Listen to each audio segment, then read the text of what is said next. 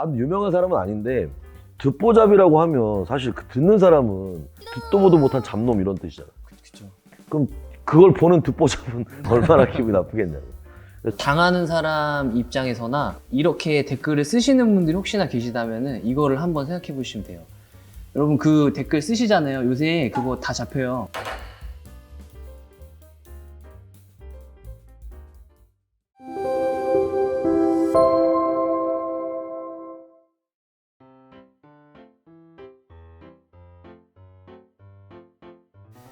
그 이란쌤 말대로 진짜 하고 싶으면 진짜 한번 미쳐보는 게 저는 가장 정확하다고 생각을 합니다.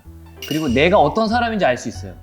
한번 미쳐보면 내가 얼마나 이 갈망을 하고 내가 어떤 성향의 사람인지 딱 알 수 있다고 생각을 합니다. 진짜 미칠 수 있는 사람이 생각보다 드물어요. 근데 또 어떻게 보면은 사람들이 능력이 다 되게 좋은 것 같거든요. 되게 똑똑한 사람들 요새 진짜 많은 것 같고 재능 있는 사람들도 엄청 많은 것 같은데 노력을 안 하더라고요.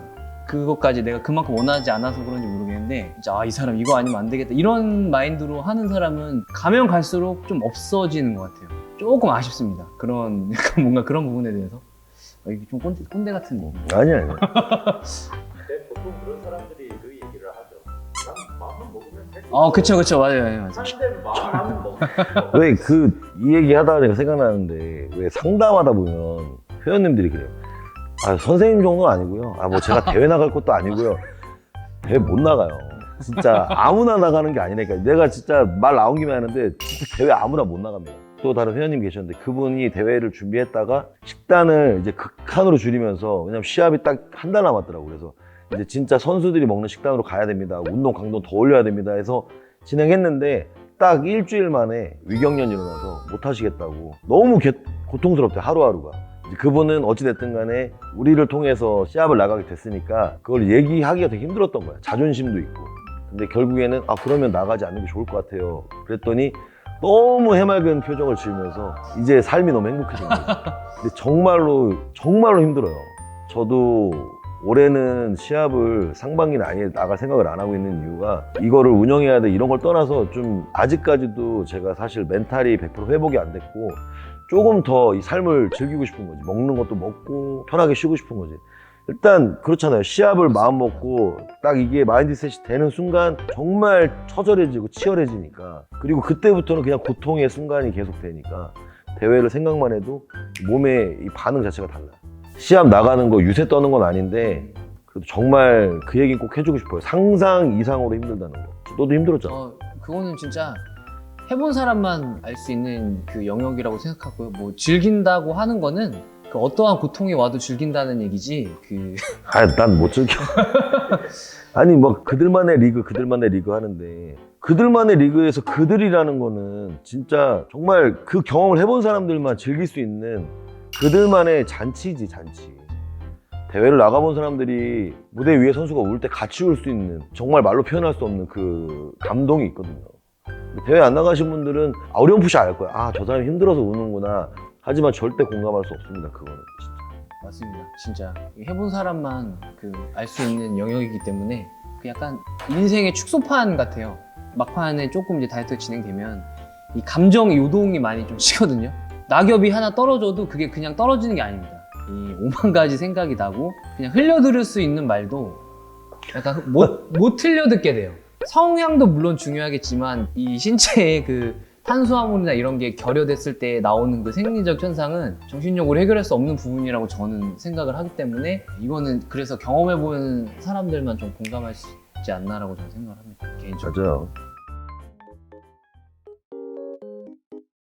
상품 가치가 이제 계속 하락하는 방향으로 바뀌었어요. 그렇지. 이게 너무 너도 나도 자꾸 낮추니까 모델 비용도 막 저는 좀 더 싸게 할게요. 이러니까 아니 솔직히 하루를 투자하는데 돈 100만 원 받는 게 많이 받는 건 아니거든. 전에 나 그런 경우가 있어 실제로. 내가 하루 페이를 그쪽에서 150을 하기로 해서 알겠습니다 하겠습니다 그랬는데 다음날 연락이 왔어. 그거 다른 사람이 할 것 같다. 그래서 왜 그러냐 그랬더니 그냥 저희가 결정이 그렇게 됐어요. 그래서 수소문에서 알아봤더니 다른 애가 자기는 100만 원에 하겠다. 그래서 결국에는 뭐 아예 안 해도 되는데 굳이 이렇게까지 해야 되나?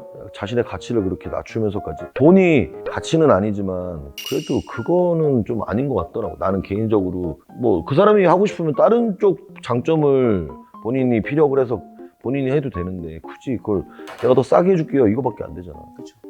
결국에는 이제 너도 나도 더 저렴하게 하려고 하다 보니까 이래도 돼?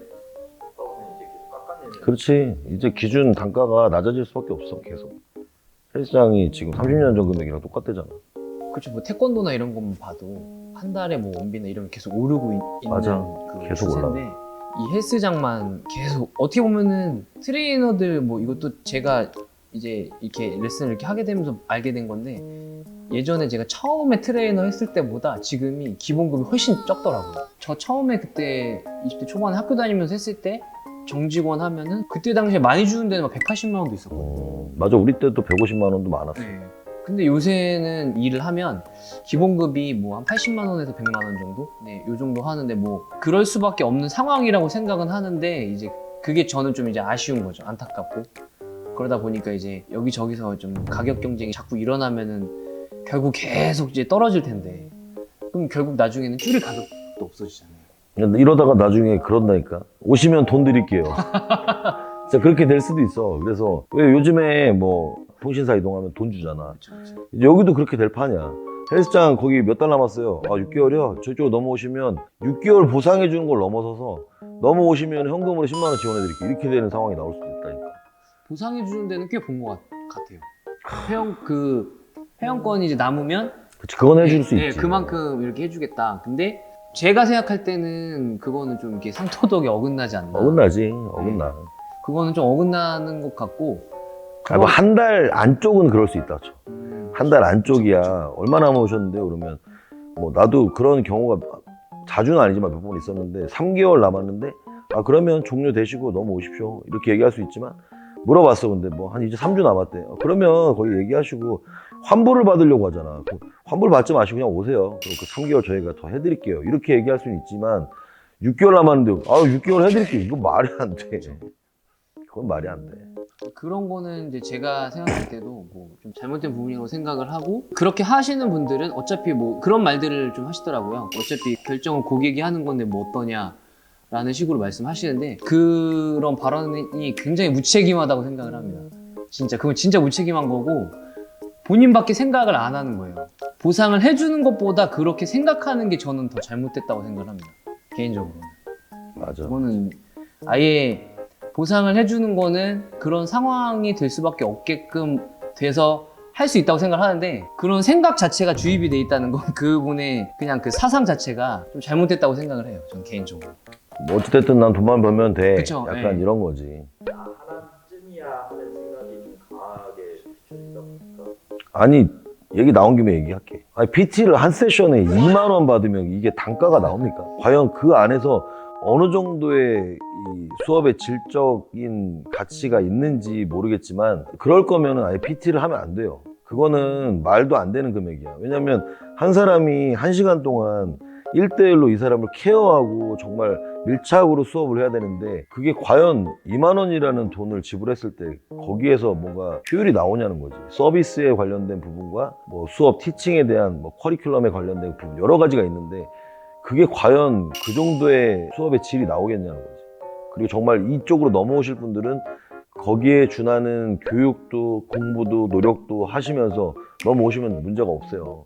근데 자꾸 그냥 날로 먹으려고 하니까 자꾸 익혀먹지 않고 자꾸 회를 먹으려고 하니까 그게 문제가 되는 거지. 그냥 정말 이쪽으로 전업을 생각하시는 분들은 진짜 노력을 많이 했으면 좋겠습니다.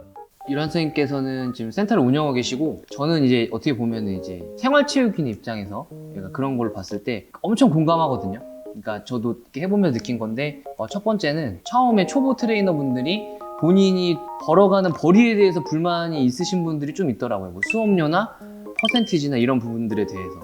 근데 처음에 이제 생활체육 지도자 자격증도 없고 예를 들면 경력이 얼마 안 되는 사람한테 뭐 회당 7만 원, 8만 원 이렇게 줄 수는 없다고 생각을 하거든요. 근데 본인이 딱 가슴에 손을 얹고 생각을 했을 때 내가 과연 그 수업료를 받아도 되는 사람인가를 한 번은 아니고 한 3번은 생각은 해봐야 될 것 같아요. 그래서 만약 그런 사람들이 만약에 내가 가치가 정말 있고 내가 정말 노력도 하고 공부를 하면 그렇게 되기까지의 많은 시간, 돈, 그 다음에 어떤 나의 노력이 투자가 됐는데 그거를 2만 원에 한다는 거는 본인이 스스로 그냥 가치를 떨어뜨리는 거라고 생각을 하거든요. 그리고 반대로 본인이 아직까지 부족하면은 뭐 막말로 얘기해서 내가 진짜 이걸 하고 싶으면 돈이 없고 시간이 없으면 잠을 줄이고 뭐 아르바이트를 하거나 뭐 노가다를 해서라도 돈을 벌어서 배우는 게 저는 맞다고 생각을 합니다. 저는 개인적으로. 그 정도는 돼야지 직업으로서 프로의식을 가지고 있고 책임감이 있는 거지, 노력은 안 하면서 자기가 얻어가는 것에 대해서만 불만하고 나보다 더 벌어가는 사람에 대해서 시기를 하면 그분은 트레이너가 아니고 다른 어떤 걸 하셔도 잘 되긴 힘들 것 같아요. 제가 생각할 때. 정답. 그러니까 이해는 하거든요. 그런 심정이 누구나 사람이 그런 거를 가지고 있다고 생각을 해요. 저도 제가 하는 것보다 조금 더 잘 됐으면 하는 바람이 있지만 현실적으로 그게 안 된다는 걸 알고 있기 때문에 노력을 하는 거거든요. 사실 노력을 해보신 분들과 안 해본 분들은 딱 대화를 나눠보거나 하는 행동만 봐도 저는 좀 차이가 좀 많이 난다고 생각을 합니다. 그래서 첫 번째는 트레이너면은 좀 전문가다웠으면 좋겠어요. 처음부터 잘하는 사람은 없으니까 좀 노력을 좀 많이 하고, 보통 이제 처음 트레이너로 이제 일을 하면 어쨌거나 그 수업은 센터에서 주는 거예요. 본인의 능력으로 사람이 오는 게 아니라 헬스장에서 만들어준 고객이기 때문에 본인이 수업을 할 수 있는 거기 때문에 회당 10,000원을 받더라도 저는 그거는 감사해야 된다고 생각을 합니다. 개인적으로. 그리고 본인이 계속 노력을 해야죠. 거기서 노력을 하고 개인 운동 빼먹지 말고 뭐 음식 관리나 몸 관리나 뭐 바디 프로필이나 교육 같은 것도 계속 번 거를 투자를 계속 해야 된다고 생각해요. 처음 한 3년에서 5년 그 정도는 그렇게 해야 나중에 뭐 회당 10만 원, 20만 원 받는 그런 전문가가 될 수 있지 않나라고 저는 생각을 합니다. 개인적으로. 시간과 금전적인 투자에 대해서 아깝긴 해요. 사실 뭔가 내 주머니에서 돈이 나간다는 건. 하지만 그 돈이 결국에는 본인을 배신한다는 건 본인이 또 다른 노력을 안 하기 때문에 그래요. 물론 저도 아직 계속 현재 진행형이고 계속 더 발전할 건데 아직도 세미나를 갑니다. 교육도 듣고 있고 아직도 더 뭔가 섭렵하고 싶고 뭔가 더 이거를 완성형으로 만들고 싶기 때문에 진짜 지금 얘기한 대로 3년, 5년 차는 저는 10년까지 봐요. 그때까지는 정말 이 어느 업계든 그 흐름을 파악하는 정도라고 보거든요. 그래서 못해도 10년 안쪽까지는 그냥 꾸준히 노력하시면 진짜 그 배신하지 않습니다. 제가 이거는 약속할 수 있고 장담할 수 있어요.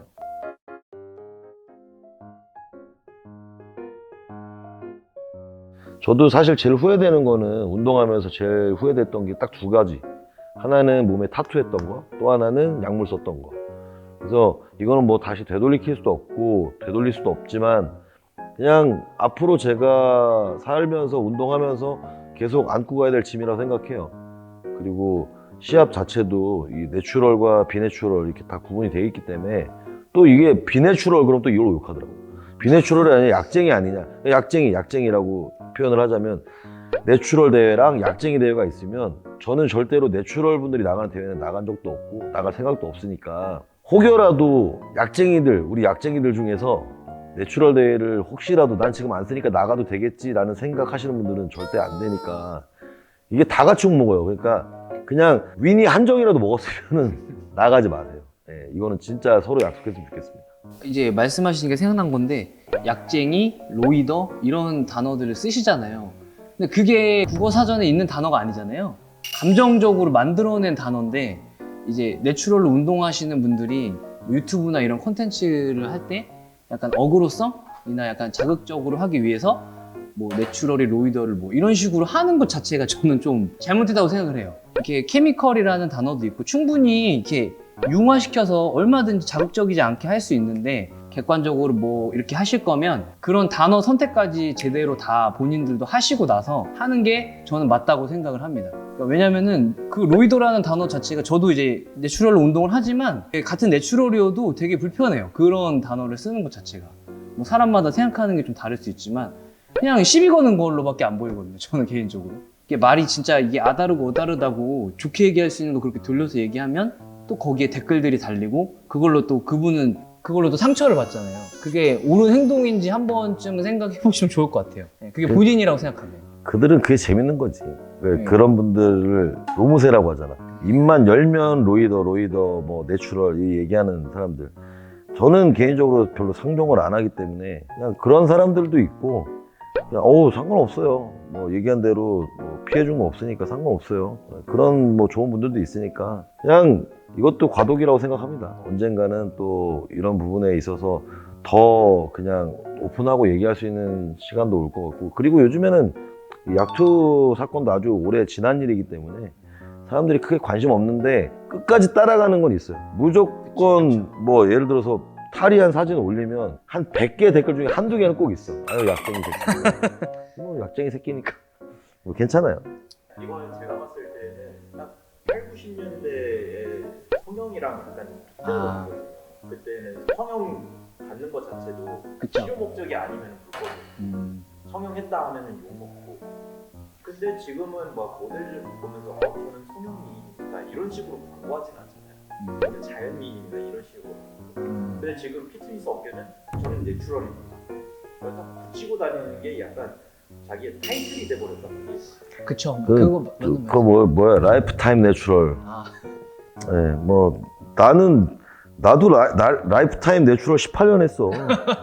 근데 어떤 대회 나가서 거기서 충격 먹고 이제 방법이 그거밖에 없는 줄 알았는데 지금같이 이렇게 이것도 내 잘못인데 공부를 정말 많이 하고 열심히 하고 지금처럼 뭔가 이런 역학적 베이스의 운동을 했다면 나는 절대 안 썼지 약을. 근데 이미 썼기 때문에 낙인이 찍힌 상황이라 그냥 아까 얘기한 대로 그냥 겸허하게 받아들이면서 살아야죠. 바뀌지 않으니까.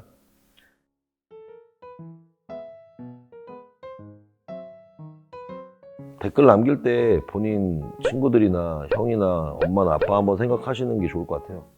그래서 그냥 그러지 않았으면 좋겠는데 뭐 또 우리 이렇게 얘기하잖아? 그러면 니들이 뭔데 뭐 난 그런 얘기도 들었어. 내 유튜브 개근질닷컴에 나왔었는데 듣보잡.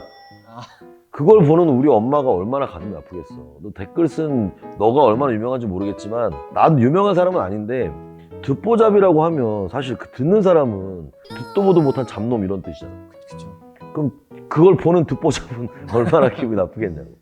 저는 사실 댓글도 잘 안 써요. 그리고 어떤 심리로 그런지 모르겠지만 그냥 누군가를 공격하고 저격할 때는 그만큼의 책임감이 따르니까 책임감이 충분히 있는 분들은 뭐 그렇게 하셔도 제가 할 말 없는데 그렇지 않은 특히 이제 어린 친구들은 정말 좀 안 그랬으면 좋겠어요.